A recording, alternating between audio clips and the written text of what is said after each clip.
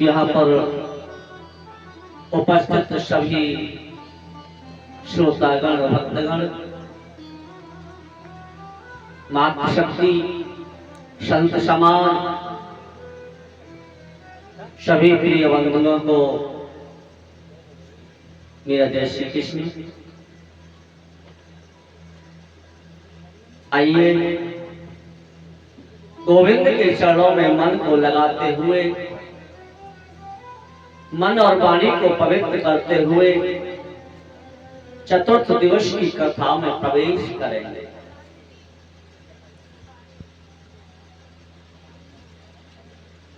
जय जय श्री राधा रमण, जय जय नवल किशोर,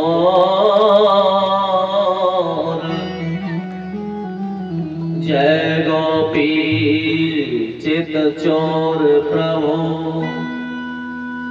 जय श्री माखन चोर।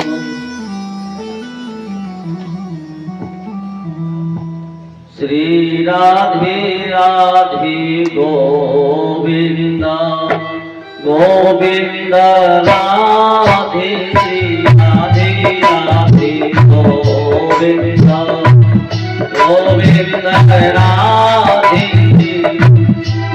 श्री राधे राधे गोविंद गोविंद राधे, श्री राधे राधे गोविंद गोविंद राधे, राधे राधे गोविंद गोविंद राधे, राधे राधे गोविंद गोविंद राधे, श्री राधे राधे गोविंद गोविंद राधे, राधे राधे गोविंद गोविंद राधे, श्री राधे राधे गोविंद गोविंद राधे, गोविंद राधे गोपाल राधे, गोविंद राधे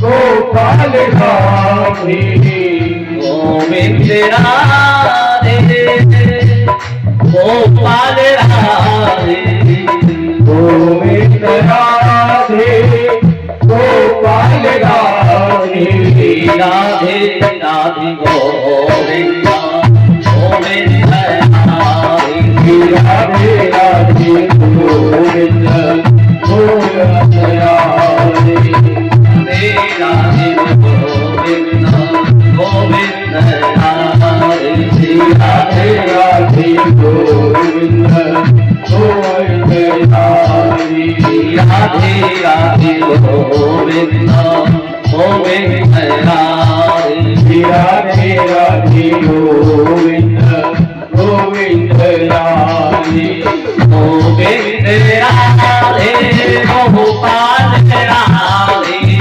गोविंद राधे गोपाल राधे, गोविंद राधे गोपाल राधे, गोविंद राधे गोपाल राधे, राधे राधे गोविंद राधे, राधे राधे गोविंद गोविंद राधे, राधे राधे गोविंद गोविंद राधे, राधे राधे गोविंद गोविंद राधे, राधे राधे गोविंद,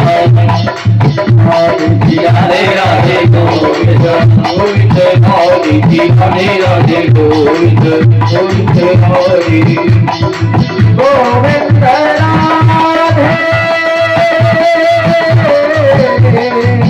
गोपाल राधे, गोविंद राधे। कोई बाल कृष्ण लाल की जय। श्री सुखदेव जी महाराज की जय जय श्री राधे श्याम, जय जय श्री राधे श्याम, जय जय श्री राधे श्याम।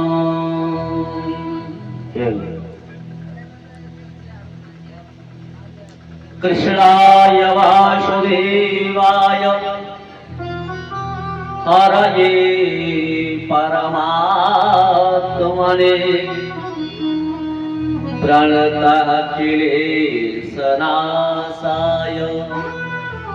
गोविन्दाय नमो नमः।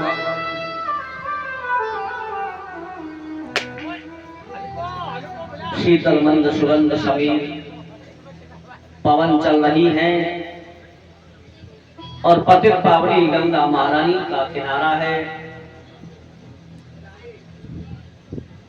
हजारों संत मंडली के मध्य आदरणीय श्री सुखदेव जी महाराज राजर्षि परीक्षित जी को कथा श्रवण कराते हुए चल रहे हैं।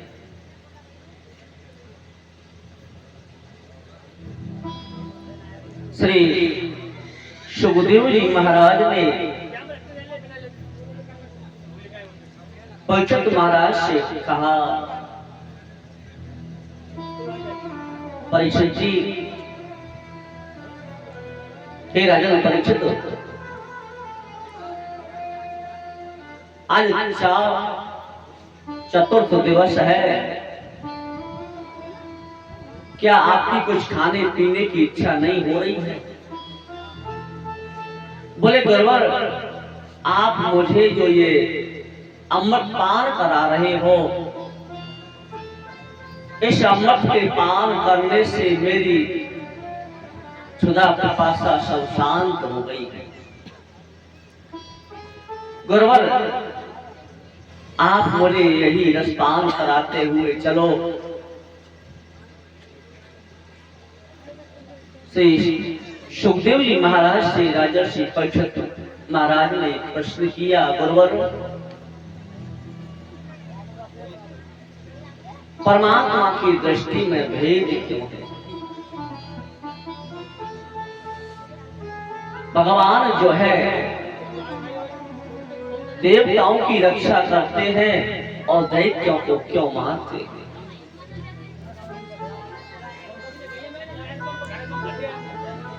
श्री राजर्षि परीक्षित महाराज से सुखदेव जी कहने लगे, परीक्षित,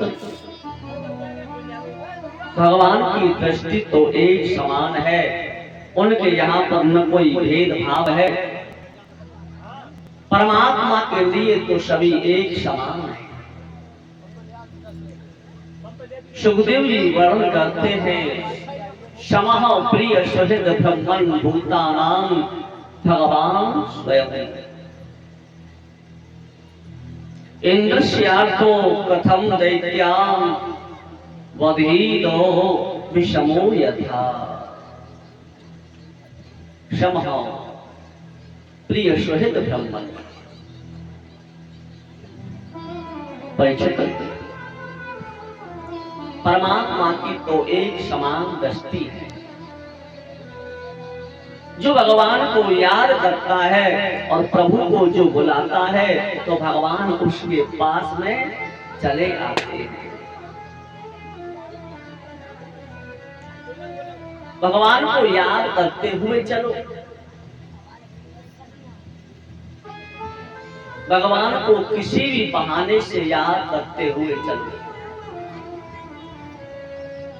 और देवताओं का जब मतलब सिद्ध हो जाता है ना, तो देवता भगवान को भूल जाते हैं,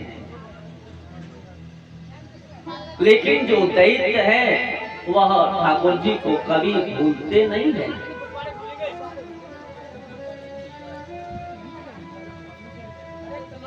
हिरण्यकश्यप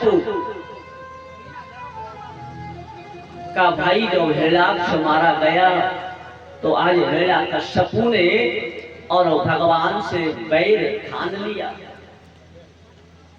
बोले मेरे भाई को जिसने रूप बदल करके मारा है, मैं उससे अपने भाई का बदला लेकर के रहूंगा। जब बदला लेने का विचार उसके मन में आ गया,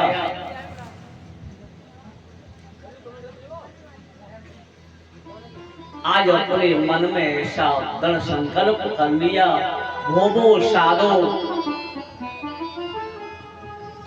भोवो दानव दैत्या नाम, हे दानवों, हे साथियों, मैं तपस्या के लिए जा रहा हूं और तुम यहाँ व्यवस्था को देखते रहना। मैं ऐसी शक्ति और ऐसे वरदान प्राप्त करके आऊंगा कि मैं अपने भाई का बदला नारायण से ले लूं। आज राजा हिरण्याकश्यप जो है तप करने के लिए मंदराचल पर्वत की गुफाओं में पहुंच गया और वहां जाकर के उसने घोर तप किया। बहुत समय जब तप करते हुए हो गया तो श्री ब्रह्मा जी महाराज उसके पास में आए और ब्रह्मा जी ने आकर के कहा, बोले बेटा,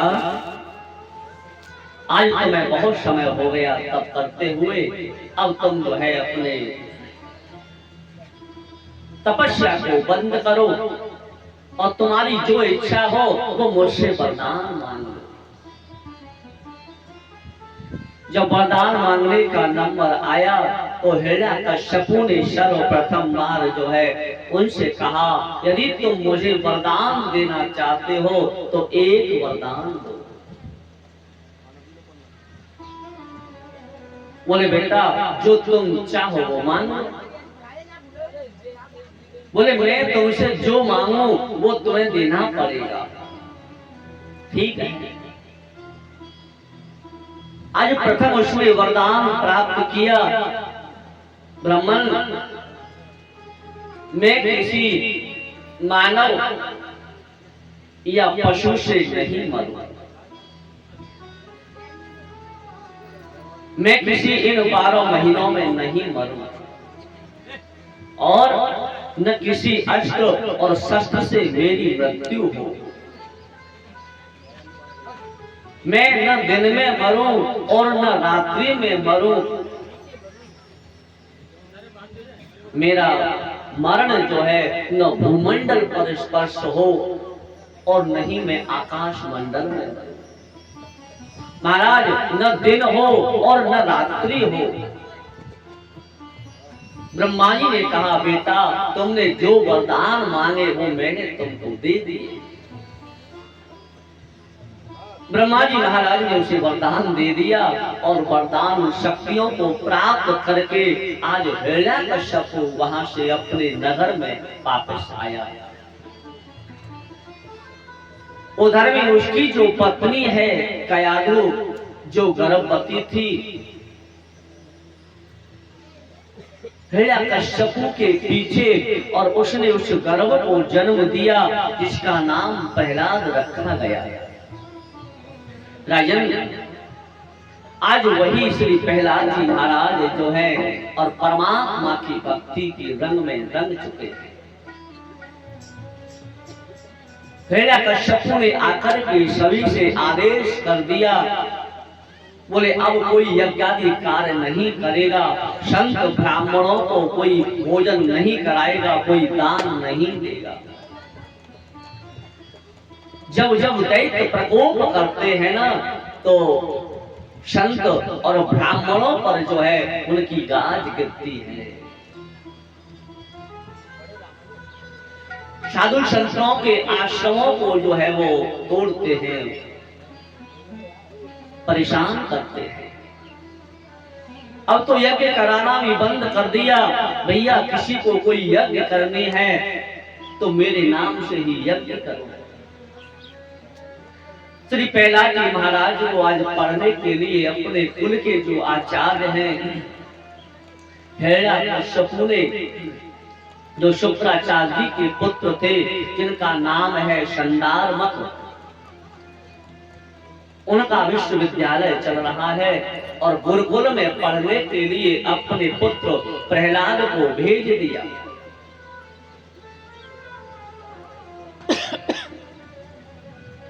जब प्रहलाद को पढ़ने के लिए भेज दिया,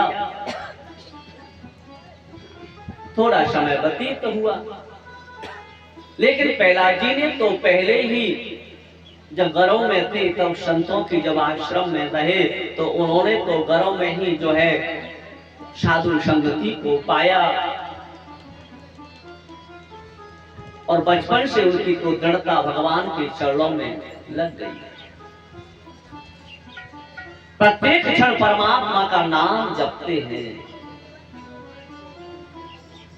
कुछ समय जब व्यतीत हुआ, हिरण्यकश्यपु ने आज परीक्षित अपने पुत्र प्रहलाद को और आश्रम से बुलाया, कहा बेटा तुम्हें इतना समय हो गया गुरु जी के पास पढ़ते हुए, बताओ तुमने जो है क्या पढ़ा है। बोले गुरु जी, पिताजी गुरु जी ने मुझे जो पढ़ाया है मैंने 9 क्लासों को पार कर लिया। मैंने 9 क्लास जो है पूरी कर ली और 9 क्लासों में मैं पास हो गया। बोले बेटा 9 क्लास थोड़ी समय में? हाँ गुरु जी।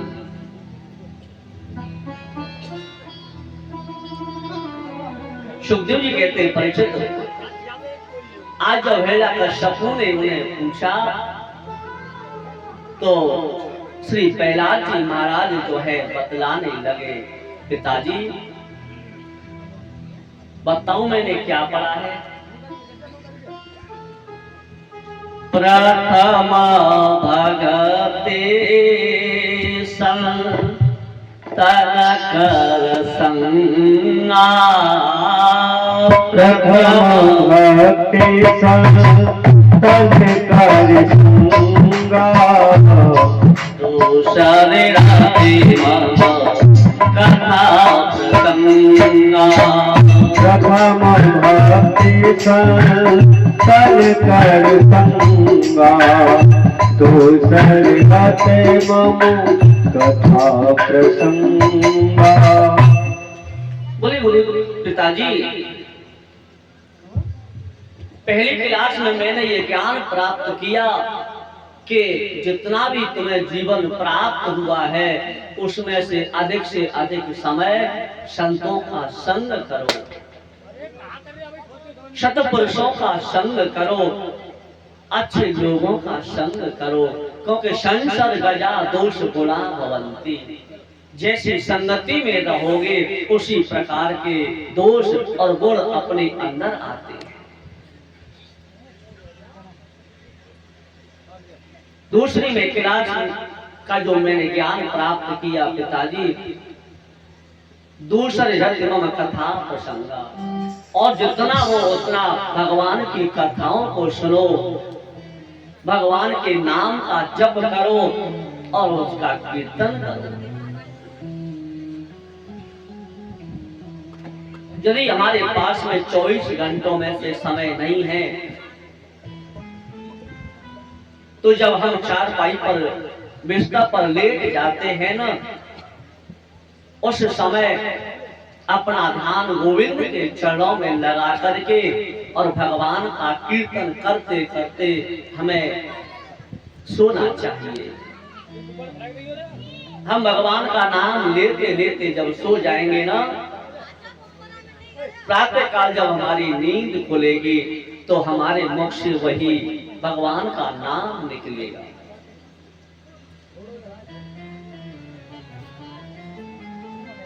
सुखदेव बाबा कहते हैं परीक्षित, आज जब 2 क्लास का ज्ञान श्री प्रहलाद जी महाराज ने अपने पिताजी को दिया, पिताजी ने उन्हें वहीं पर रोक दिया। बोले बेटा ये तूने ज्ञान लिया, गुरुओं को बुलाया, उनसे कहा, बोले तुमने मेरे बेटा को जो है ये नारायण का नाम जपना और नारायण का नाम लेना ये सिखाया है। ले जाओ इसे, और ले जा करके ये इसको इतनी ताड़ना दो कि ये नारायण का नाम लेना भूल जाए, मेरे शत्रु का नाम नहीं ले। दोबारा से गुरुजी महाराज जो है बालक प्रहलाद को आश्रम में ले गए, और आश्रम में ले जा करके उसको ताड़ना देने लगे। जब ताड़ना देने लगे, लेकिन प्रहलाद जी महाराज तो एकांत में बैठ जाते हैं और भगवान का ध्यान करते हैं। एक दिन क्या हुआ कि गुरुजी महाराज भंडारे में भोजन पाने के लिए चले गए, निमंत्रण आया, निमंत्रण में चले गए, और उधर में प्रहलाद जी ने अपने साथियों को पास में बुलाया और उन्हें पास में बुला करके कहा, भैया अरे तुम भी मेरे साथ नारायण का नाम लो, अरे कीर्तन किया करो। ये मानव शरीर तुम्हें जो प्राप्त हुआ है इसे व्यर्थ में क्यों गवा रही है? प्रभु का नाम लेते हुए चलो। साथियों ने कहा, भैया हम जो है ना राक्षस जाति के हैं, दैत्य वंश के हैं। बोले परमात्मा का नाम लेने में जो है किसी वंश की जरूरत नहीं है कि तुम कौन बिरादरी के हो, कौन जाति के हो। श्री प्रहलाद जी महाराज ने कहा, बेटा देखो एक बार, राधे राधे,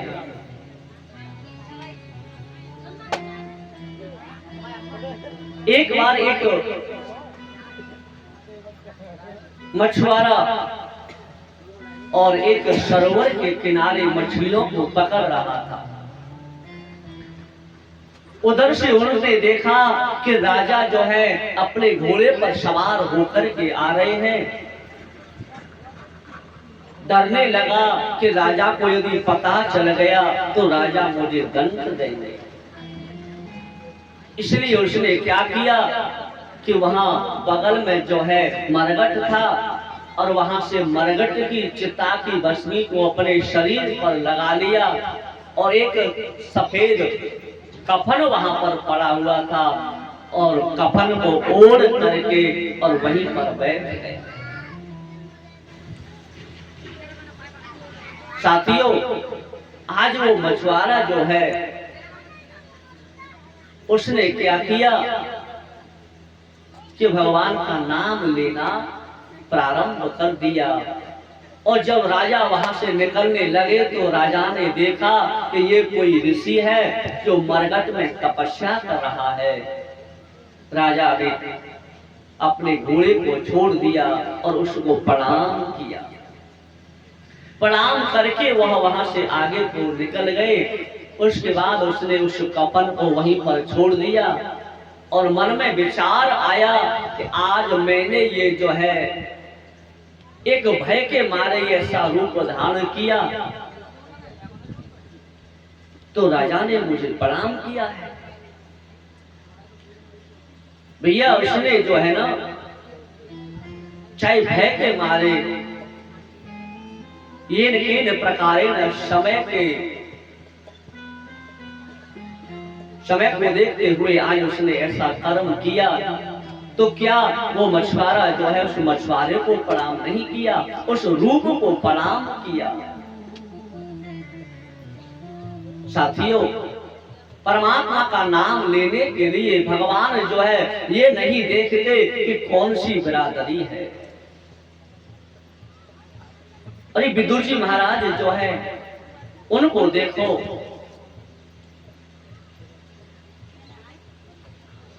बिलनी के यहाँ श्री राम जी ने झूठे बेरों का भोग लगाया। परमात्मा तो केवल भाव देखते हैं कि मेरे भक्त का भाव कैसे है। जात पात पूछे ना कोई, और हर को भजे सो हर को कोई। बोले बेटा और सभी छोटे छोटे जो साथी थे सबको अपने पास में प्रहलाद जी महाराज ने बैठा लिया। बोले चलो तुम भी मेरे साथ बैठ करके थोड़ी देर भगवान का नाम लो, कीर्तन करो। श्री प्रहलाद जी महाराज ने आज अपने सभी गुरुकुल में रहने वाले विद्यार्थियों को पास में बैठा लिया और पास में बैठा करके स्वयं नारायण का नाम जपते हैं और उन सभी साथियों से भी भगवान का नाम लेना प्रारंभ करा दिया। अब जब भगवान का नाम जपना प्रारंभ किया, बड़ी जोर से कीर्तन की ध्वनि होने लगी। जब कीर्तन की ध्वनि होने लगी, गुरुजी महाराज लौट करके आ रहे थे। उन्होंने देखा भैया आज आश्रम में क्या बात है। बोले आज तो बड़ी जोर जोर से कीर्तन हो रहा है। गुरुजी ने आकर के जैसे श्री प्रहलाद जी महाराज को हाथ लगा करके रोकना चाहा, तो आज हाथ लगते ही गुरुजी भी जो है सब कुछ भूल गए और अपने शिष्यों के साथ वो भी परमात्मा का नाम लेने लगे। हिरण्यकश्यपु के कानों में आवाज पहुंच गई। हिरण्यकश्यपु ने सैनिकों को भेज दिया और सैनिकों ने आकर के श्री प्रहलाद जी महाराज को रोकना चाहा, तो वह सैनिक भी आकर के भगवान का नाम लेने लगे। राजन आज स्वयं हिरण्यकश्यपु वहां से उठ करके आया, आश्रम में पहुंच गया और आश्रम में पहुंच करके उसने बड़ी जोर से ललकारना प्रारंभ किया। अब श्री हिरण्यकश्यपु महाराज को देख करके सभी साथियों ने, गुरुजी ने कीर्तन करना बंद कर दिया। जब कीर्तन करना बंद कर दिया, प्रहलाद जी महाराज को लेकर के हिरण्यकश्यपु अपने महल में पहुंच गया। बोले ये ऐसे नहीं मानेगा। हिरण्यकश्यपु ने प्रहलाद जी को समझाया, लेकिन प्रहलाद जी ने एक ही उत्तर दिया, पिताजी जिसको तुम अपना मानते हो वो अपना नहीं है। ये शरीर जो है देहे मांस हृदय, ये शरीर मांस हड्डी आदि का घेरा बना हुआ है। जिसे तो अपना मानते हो पिताजी, ये घर भी अपना नहीं है, ये राजपाट कुछ भी अपना नहीं है। जिसे हम अपना मान करके बैठे हैं परीक्षित जी, जब अंत समय आता है और अंत समय में कंठम गुरगुरायते, कंठ में कप जो है रुक जाता है, गुरगुराने लगता है, तो उस समय परिवार वाले सभी घेर लेते हैं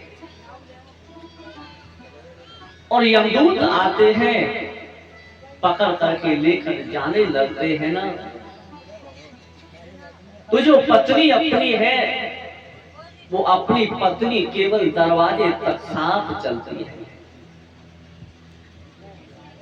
हाथी घोड़ा ऊंट न्यारे सब ठारे रखवारे, तूने सबको दियो रे विसार, कोई साथ नहीं जाता है। और परिवार वाले भी जब मरघट तक तेरे साथ जाएंगे, वो भी तुझे जला करके एक मुट्ठी भस्म बना करके छोड़ करके चले आएंगे। जब जाए वो यम साथ तो पे बनेगी न बात, काम आवे न भ्रात यम राज के अगार। जब पेशी तेरी होए चतुराई जाए खोए, और कोई बचावे नाए तोए, जब पड़े तो पे मार। इसलिए थोड़ा थोड़ा करके और भगवान का नाम लेते हुए चलो। यदि कोई 12 वर्ष तक भगवान का कीर्तन करने का अभ्यास करे और सोते समय जिसने 12 वर्ष तक भगवान का कीर्तन किया, नित्य प्रति कीर्तन करते करते वह सोता है,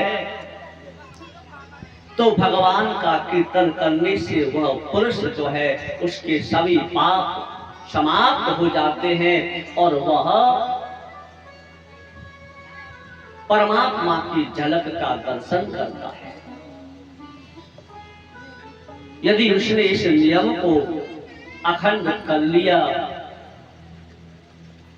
नाम जपता हुआ गया, तो जब अंतिम समय आएगा तो उसको लेने के लिए भगवान के पार्षद आएंगे।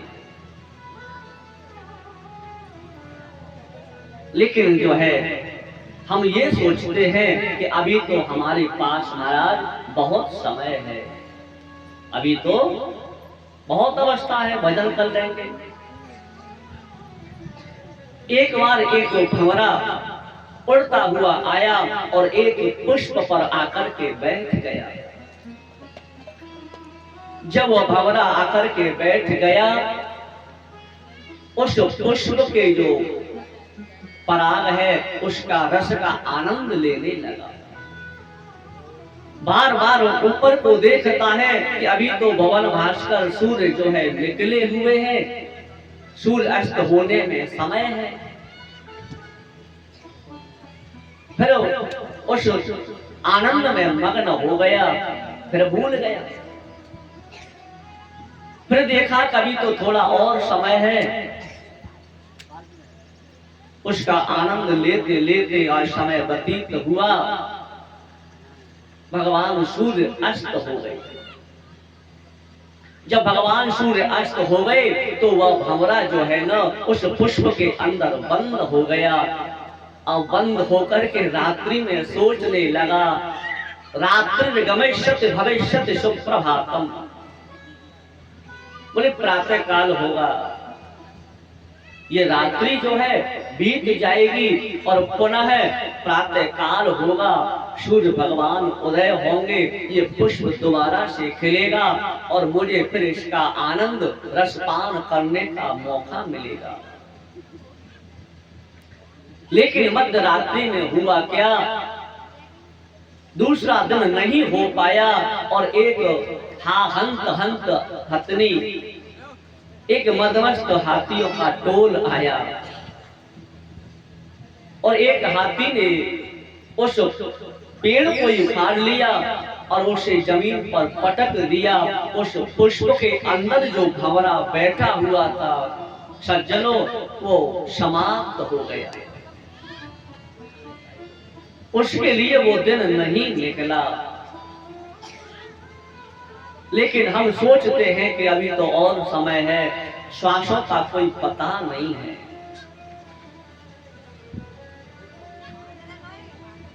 राजन, जब हिरण्यकश्यपु को प्रहलाद जी ने बहुत समझाया, लेकिन हिरण्यकश्यपु नहीं समझ पाया और उसने कहा कि ये मेरे पुष्पों के बगीचे में ये कांटे का पेड़ कहां से पैदा हो गया। सैनिकों से कहा जाओ इसे ले जाओ और इसको मार करके आओ। सैनिकों ने क्या किया, उस बालक को लेकर के चले गए और विशाल पहाड़ से उसे नीचे पटक दिया। जिसका राम रक्षक उसका कौन भक्षक। उसने जब देखा प्रहलाद जी महाराज ने, वो तो ऐसा लगा कि जैसे किसी पुष्पों के ढेर पर कूद गए हो, कोई कष्ट नहीं हुआ। प्रहलाद जी महाराज लौट करके आए, प्रहलाद जी को प्रणाम किया। हिरण्यकश्यपु ने विचार किया ये तो इससे भी बच गया। कोई हाथियों के सामने प्रहलाद जी महाराज को पटक दिया, लेकिन हाथियों ने भी प्रहलाद जी महाराज को नहीं मारा। एक दिन जो है बहुत से विषैले सर्पों को मंगाया और मंगा करके और 7 तालों के मध्य में श्री प्रहलाद जी महाराज को बंद किया। उसी में सर्पों को छुड़वा दिया। लेकिन वहां भी सभी नागों ने प्रहलाद जी महाराज को डसा नहीं। जब किसी भी प्रकार से प्रहलाद जी महाराज नहीं मर पाए तो हिरण्यकश्यप की जो बहन है जिसका नाम है सिंहिका, उस सिंहिका ने कहा, बोले भैया देखो मेरे पास में एक चुनरी है और उस चुनरी को जो है मैं ओढ़ करके जब बैठ जाऊं,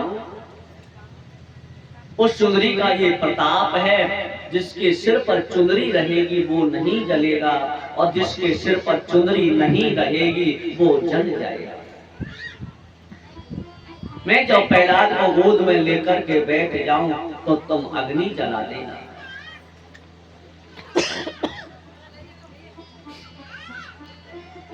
आज वही कार्य किया गया,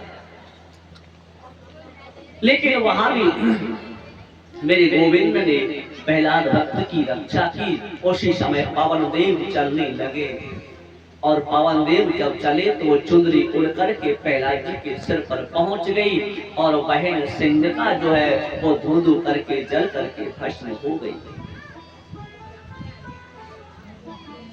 जब सिंहिका जल करके भस्म हो गई,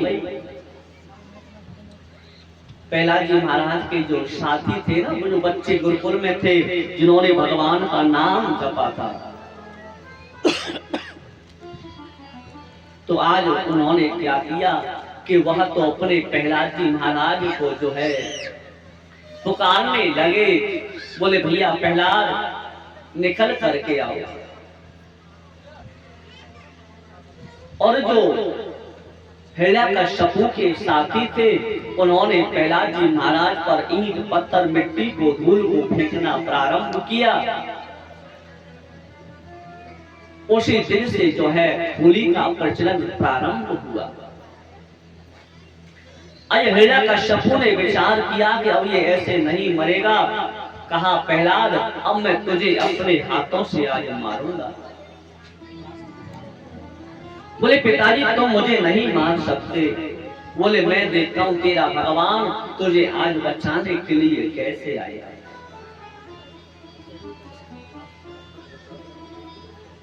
ठीक है। बोले पिताजी तुम कहते हो कि भगवान बचाने को कहां से आएगा। अरे पिताजी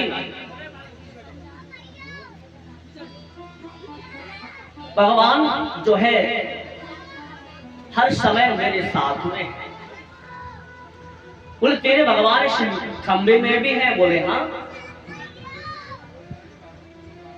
आज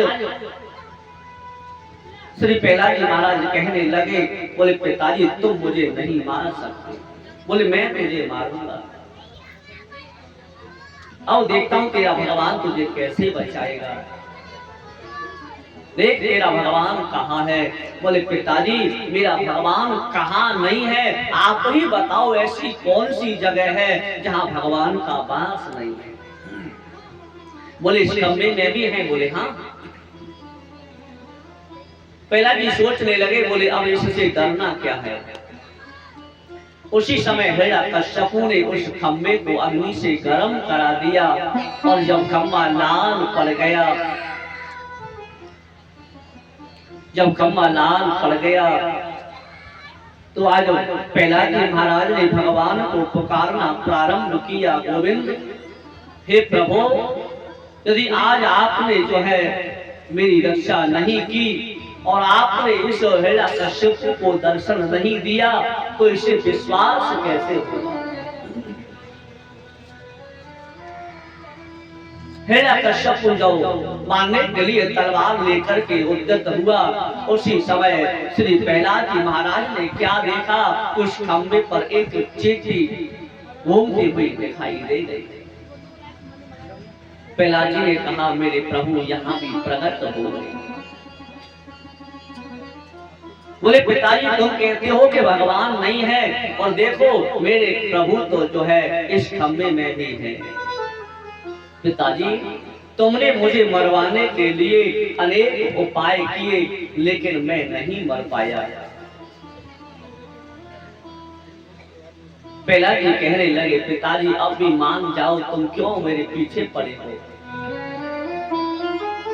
पिताजी तुम मुझे मार नहीं सकते, क्योंकि मैं तो जो है परमात्मा की भक्ति में रंग में रंगा हुआ हूँ।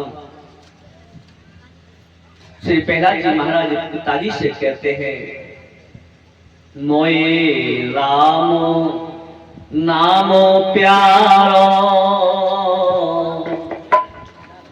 मोए राम नाम प्यारो, पिताजी मोहे मत मारो। मोहे राम प्यारो, पिताजी मोहे मत मारो। मोहे राम नाम प्यारो, पिताजी मोहे मत मारो। अरे मत मारो मोहे मत मारो। मारो मत मारो मोहे मत मारो। मोहे राम नाम प्यारो, पिताजी मोहे मत मारो। मोहे राम नाम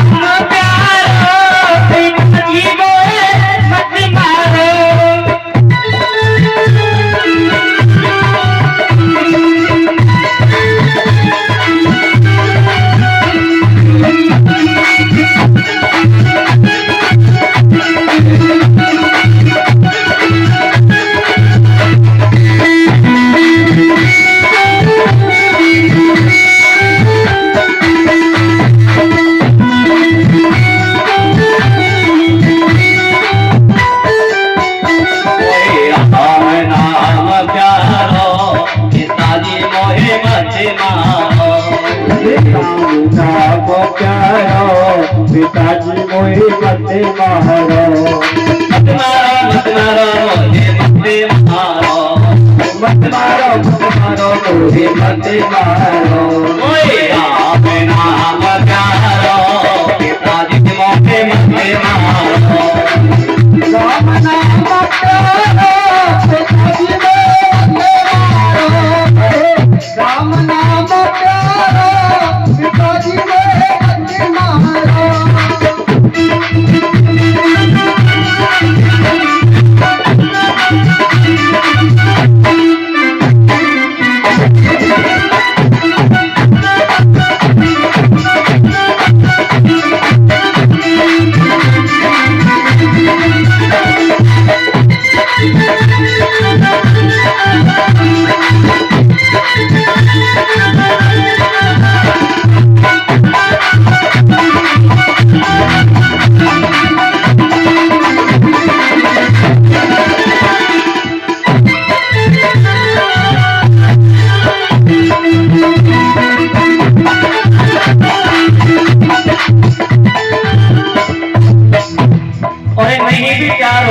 आपने गज के नीचे डालो, चारों तरफ आपने गज के नीचे डालो। और नहीं भी चारों तरफ से आपने गज के नीचे डालो। चारों तरफ आपने गज के नीचे डालो। और लीनी मुसक चढ़ाए टकीला पर्वत से मारो। लीनी मुसक चढ़ाए टकीला पर्वत से मारो। मेरो दुख है बदन तारो, पिताजी मोहे मत मारो। राम नाम प्यारो, पिताजी मोहे मत मारो। राम नाम प्यारो, पिताजी मोहे मत मारो।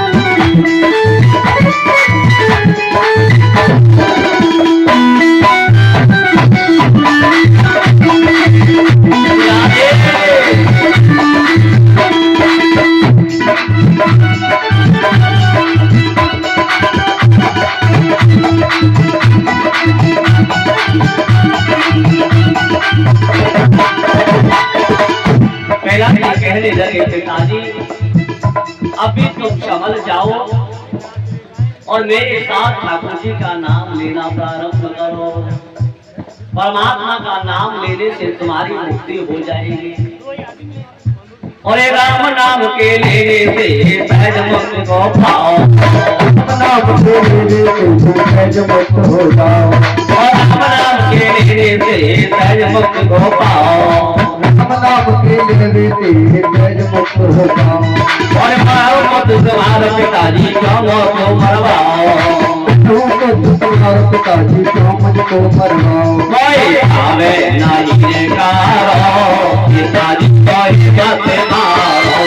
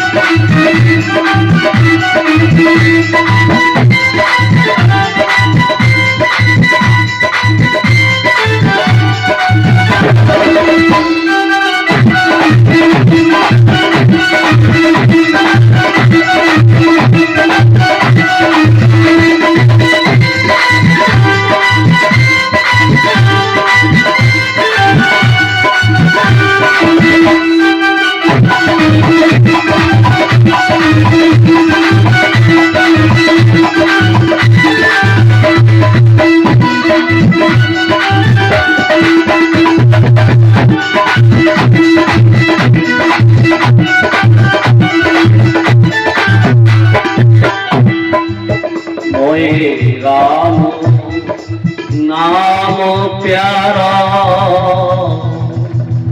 पिताजी मोहे मत मारो।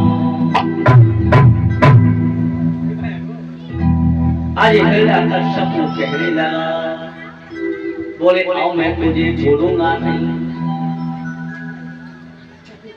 उसी क्षण तलवार को खींच लिया और तलवार खींच करके जैसे मारने के लिए तैयार हुआ, और भगवान जो है आज मेरे प्रभु ने एक और अवतार धारण कर लिया, नरसिंह अवतार को धारण किया। भगवान जब नरसिंह प्रकट हुए, तार मारते हुए मेरे प्रभु के जो है नेत्रों से ज्वाला टपकने लगी। भगवान के होठ लपलपाने लगे क्रोध के मारे, और हिरण्यकश्यप को जो है खींच करके वहां से महल के मुख्य दरवाजे पर लेकर के पहुंच गए। आज वहां भगवान परम ब्रह्म परमात्मा का दर्शन करने के लिए देवताओं की भीड़ लगने लगी।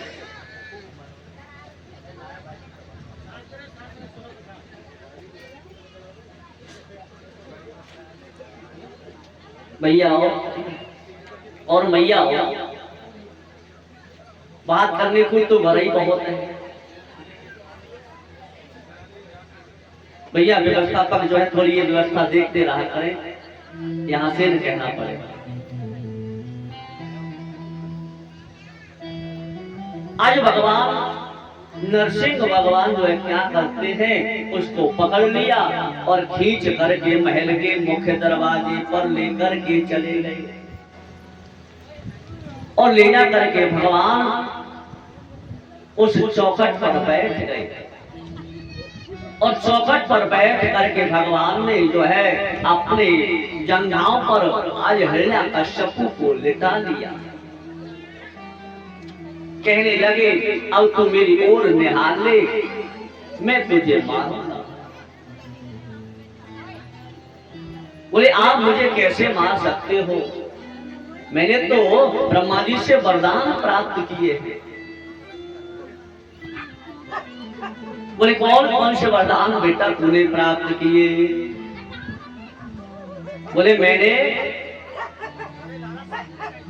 एक वरदान तो ये प्राप्त किया कि मेरी मृत्यु जो है न किसी मानव से हो और न किसी पशु से हो। बोले मेरी तरफ देख ले, नहीं तो मैं मानव हूं और नहीं मैं पशु हूं। भगवान जो है नरसिंह मानव का पूरा शरीर है, और भगवान का मुख जो है वो सिंह का है। बोले मैंने जो वरदान मांगे कि मैं वर्ष के किसी भी महीने में नहीं मरूं। बोले तेरे लिए मैंने अब की प्रथम बार जो है ये 13वां महीना तैयार किया है, जिसे पुरुषोत्तम मांस कहते हैं। और बोला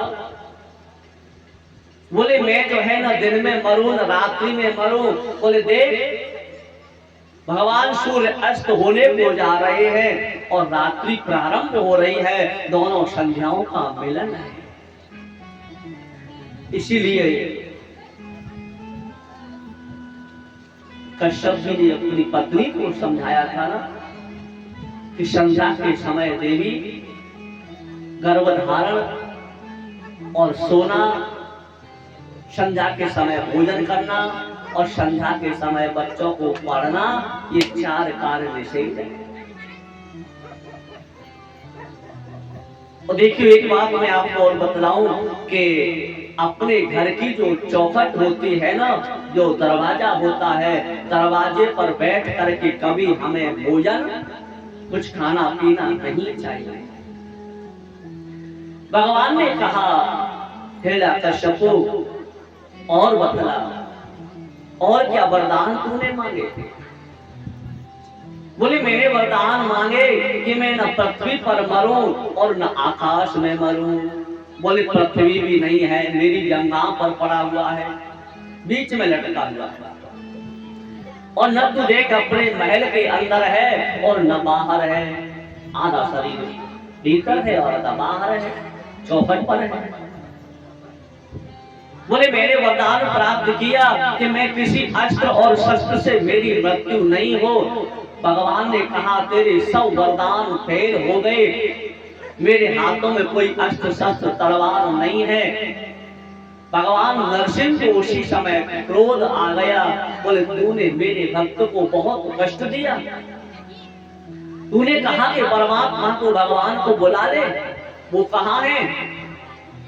उसी समय भगवान का क्रोध और जागृत हुआ और भगवान के जो नाखून विशाल थे, उन नाखूनों से उसके पेट को विदीर्ण कर दिया और उसकी अंतड़ियों को निकाल करके अपने गले में माला की तरह पहन दिया और उसको जमीन पर पटक दिया। बोले गुरुवर, आज भगवान ने उस राक्षस की अंतड़ियों को अपने गले में धारण क्यों किया? सुखदेव बाबा कहते परीक्षित, भगवान ने उसकी अंतड़ियों को इसलिए अपने गले में धारण किया क्योंकि इसने जो है भगवान के भक्त को जन्म दिया। वो कुल धन्य है, वो माता पिता धन्य है जो भगवान के भक्त को जन्म देते हैं। पुत्रवती युवती जब सोई, रघुपति भगत जास सुत होई। जिस समय राघवेंद्र सरकार वन को जाने लगे, लक्ष्मण जी भी जाने के लिए तैयार हुए, तो राम जी ने कहा भैया पहले अपनी माँ से आज्ञा लेकर के आओ। तो माता सुमित्रा ने एक ही बात कही, बेटा मेरी कोख और मेरा जीवन जभी धन्य है कि तू राम के चरणों का सेवक बने। भगवान नरसिंह का क्रोध बढ़ने लगा, लेकिन भगवान के सामने अब कोई नहीं आता है कि भगवान का क्रोध शांत कैसे कराया जाए। सभी देवता खड़े हुए हैं। देवताओं ने विचार किया भाई अब भगवान के सामने यदि कोई नहीं गया तो प्रभु का क्रोध बढ़ता हुआ जाएगा और अच्छा नहीं होगा। देवताओं ने कहा भैया कोई साधन करो। सभी देवता पीछे को हट गए, भगवान के क्रोध के सामने कोई नहीं पहुंचता है। नारद जी ने कहा देखो एक काम करो, मैं जो है जाता हूं और लक्ष्मी जी को बुला करके लाता हूं। नारद जी गए, नारद जी ने कहा मातुश्री, बोले आपने जो है अपने प्रभु का दर्शन किया है, आज भगवान ने बड़ा विचित्र रूप धारण किया है। लक्ष्मी जी जो है वहां से गई और हाथ में एक आटे का थाल लिया। अब जैसे भगवान के पास में पहुंची, भगवान ने एक फुंकार लगाई। अब लक्ष्मी जी कहीं और हाथ से थाल कहीं गिर गया। अब सभी देवता विचार करने लगे, भैया जिसके लिए भगवान ने ये अवतार धारण किया है उसी को पहुंचो, उसके पास में भेज दो। श्री प्रहलाद जी महाराज भगवान नरसिंह के पास में गए और जाकर के प्रणाम किया। जब भगवान को प्रणाम किया, भगवान ने अपने भक्त को अपनी गोद में बैठा लिया और गोद में बैठा करके जिस प्रकार से गौ माता अपने बछड़े को अपनी जिह्वा से चाटती है, प्रेम करती है, माता अपने पुत्र से जैसे स्नेह करती है, उसी प्रकार से भगवान अपने भक्तों प्रहलाद से प्रेम करने लगे। आज अपने भक्त प्रहलाद के सिर को उन्होंने चाट चाट करके भिगो दिया। कहा, बेटा मेरे आने में कुछ देर हो गई, मैं नहीं तेरे पास आ सका, तुझे बहुत कष्ट मिला। भगवान ने कहा, बेटा अब मेरा मन करता है तू कुछ वरदान मांग ले। प्रहलाद जी ने कहा, प्रभु मेरी अब कोई इच्छा नहीं रही कि मैं तुमसे कुछ वरदान मांगूं, लेकिन मेरी एक भावना है, मेरा एक भाव है कि मेरे पिताजी ने आपको कष्ट दिया, मेरे पिताजी का उद्धार हो जाए। भगवान ने कहा, बेटा जिस पिता ने ऐसे पुत्र को जन्म दिया, क्या उसके पिता की दुर्गति हो सकती है? बेटा उसके एक पिता की तो चलती क्या, अरे उसके तो सातों कुल जो है वो तर जाते हैं। देख ऊपर की ओर, नरसिंह भगवान ने ऊपर की ओर मुख करा करके प्रहलाद जी को दर्शन कराया, तो देखा आज हिरण्यकश्यप जो है विमान में बैठ करके भगवान के धाम को जा रहा है। राजन, ये हिरण्याक्ष और हिरण्यकश्यप कोई और नहीं थे, भगवान के ये दोनों पार्षद थे और शनकादिक ऋषियों के श्राप के कारण इनको 3 जन्मों में राक्षस होने का श्राप मिला। आज इनका पहला जन्म पूरा हो गया।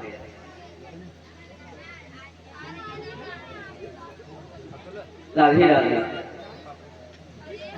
देखिए और पीछे उधर में बैठने की व्यवस्था है, उधर में बढ़ते जाइए।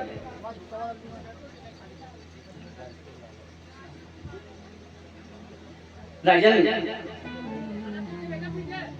जब शनकादिक ऋषियों ने इन्हें श्राप दिया था तो भगवान ने इन जय और विजय से एक बात कही थी, बेटा अब तुम्हें श्राप तो मिल गया और तुम्हें राक्षस होना ही पड़ेगा, लेकिन एक बात बतलाओ, तुम मेरे धाम में जल्दी आना चाहते हो या देरी से आना चाहते हो? बोले प्रभु कोई ऐसा मार्ग बतलाओ जिससे हम तुम्हारे धाम में जल्दी आ जाए। तो भगवान ने एक ही बात कही, बेटा तुम जाकर के और मुझसे बैर करना।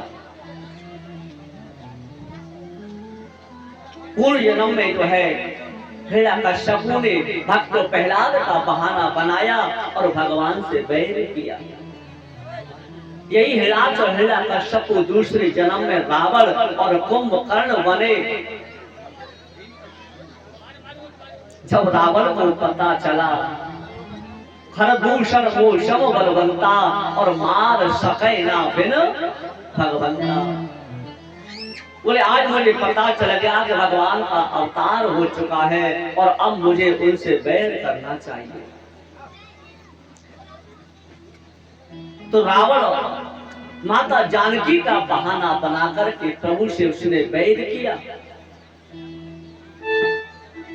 सुखदेव जी कहते हैं परीक्षित, भगवान के जो भक्त है ना वो तो भगवान को कभी कभी भूल भी जाते हैं, लेकिन जो शत्रुता करते हैं वो भगवान को कभी भूलते नहीं। और ये देवता जो है ना, देवता परमात्मा को, नारायण को भूल जाते हैं।